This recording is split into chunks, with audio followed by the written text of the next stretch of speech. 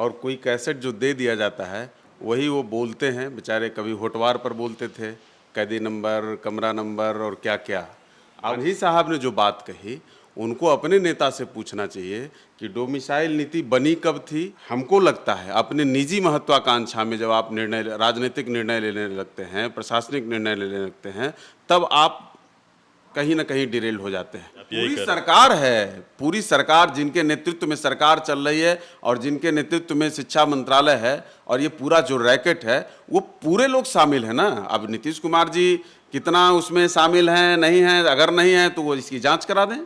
बिहार सरकार ने यह दावा किया है कि बीपीएससी के माध्यम से लाखों युवकों को बिहार में रोजगार दिया जाएगा, लेकिन इसको लेकर जीतन राम मांझी ने सवाल भी खड़े किए थे कि बिहार के युवाओं को छला जा रहा है, जिसके बाद जेडीयू ने सिरे से जवाब दिया है और कहा है कि जो डोमिसाइल नीति की बात करते हैं तो विधायक और सांसद दूसरे जगह से क्यों लड़ते हैं। जीतन राम मांझी के सवालों का जवाब भी दिया था उन्होंने कहा कि जीतन राम मांझी का घर कहाँ है और विधायक कहाँ से हैं।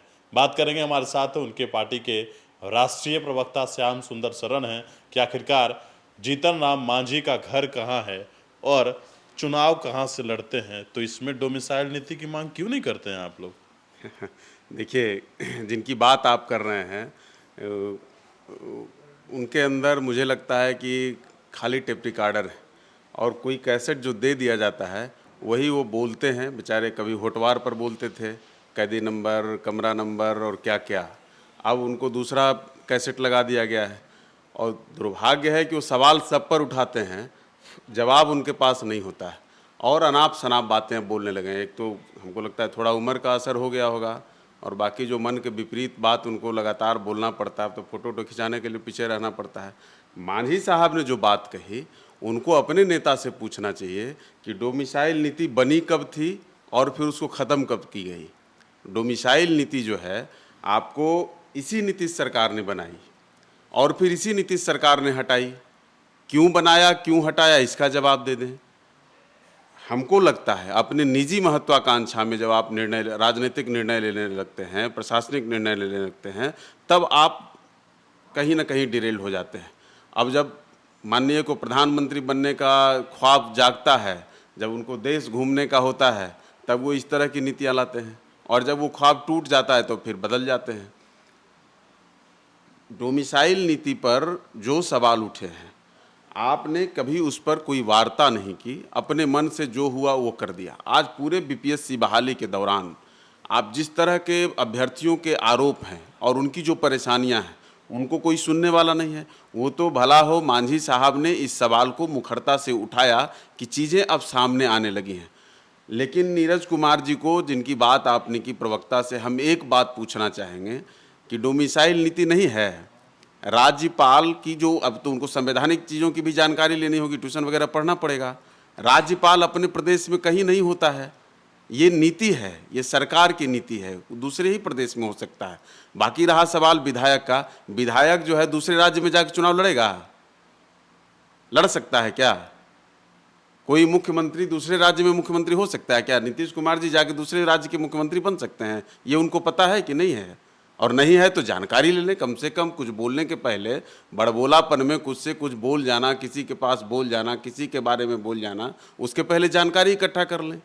तो वो जानकारी इकट्ठा करेंगे नहीं, सुबह में जो नोटिस जो हाथ में थमा देगा कागज़, उसको जाके कैमरे पे बोल देना है। वो आकर हमसे बात करें कि क्या है डोमिसाइल नीति का निर्णय और क्या उसमें अंतर आ सकता था, और क्या, और अगर उनको लगता है कि डोमिसाइल नीति को सही रूप में वो अगर नहीं मानते हैं, तो फिर अपने बगल के राज्यों से, अपने जो उनके साझेदार राज्य हैं, उनसे बात करके बिहारियों को भी वहाँ छूट दिला दें। बिहारी दूसरे जगह तो वो मजदूर बनाने भेज दे रहे हैं, लेकिन नौकरी के मामले में दूसरे राज्यों के डोमिसाइल नीति के कारण बिहारी जहां छट जा रहा है, वहां तो उनकी आवाज नहीं निकलती है। उन्होंने कहा है कि जीतन राम मांझी का जो विधानसभा क्षेत्र है, वहां से भी उन्होंने कई नाम गिनवाए हैं जिन लोगों को वहां नौकरी मिली है, और जो आरोप मांझी जी ने लगाया पैसे का, तो क्या जीतन राम मांझी के पास कोई पुख्ता सबूत है? वो पेश करें। पुख्ता सबूत पेश किया जाएगा 1 से 2 दिन के अंदर, और उनमें अगर हिम्मत है, मैं दावे से कहता हूं कि वो आकर उसको काट देंगे।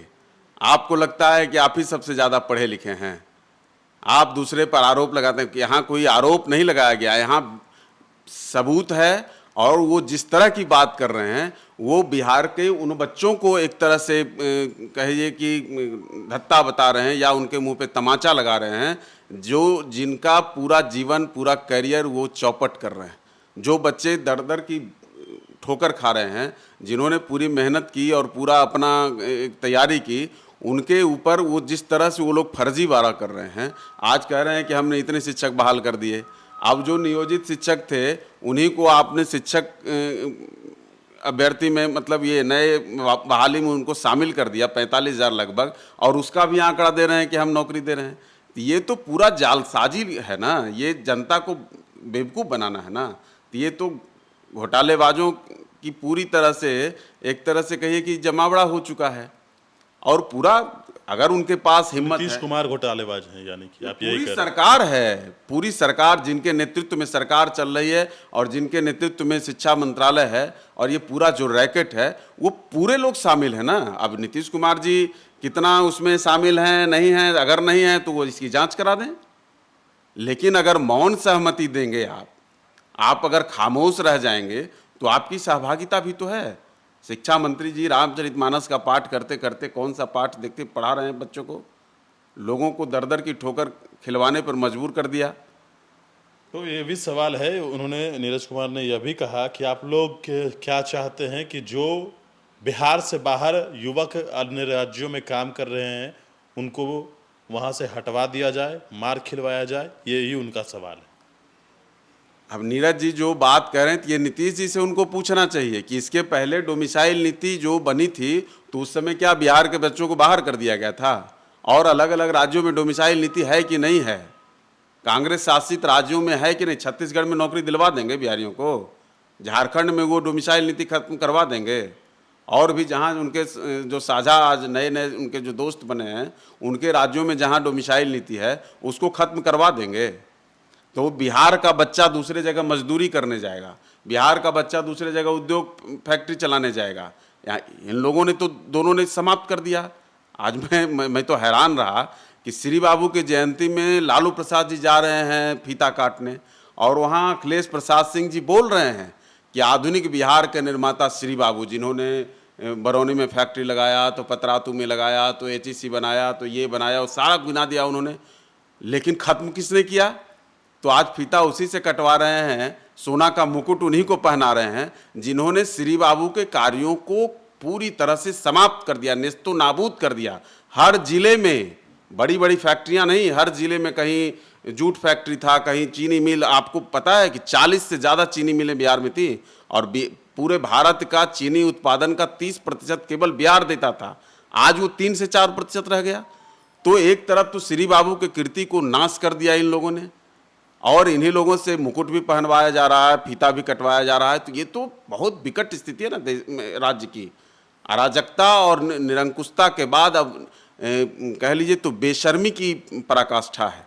चलिए, बिल्कुल। तो हमारे साथ हम के राष्ट्रीय प्रवक्ता थे, और भी अपडेट्स देते रहेंगे मनीष पुर्णेशन के साथ। नमस्कार।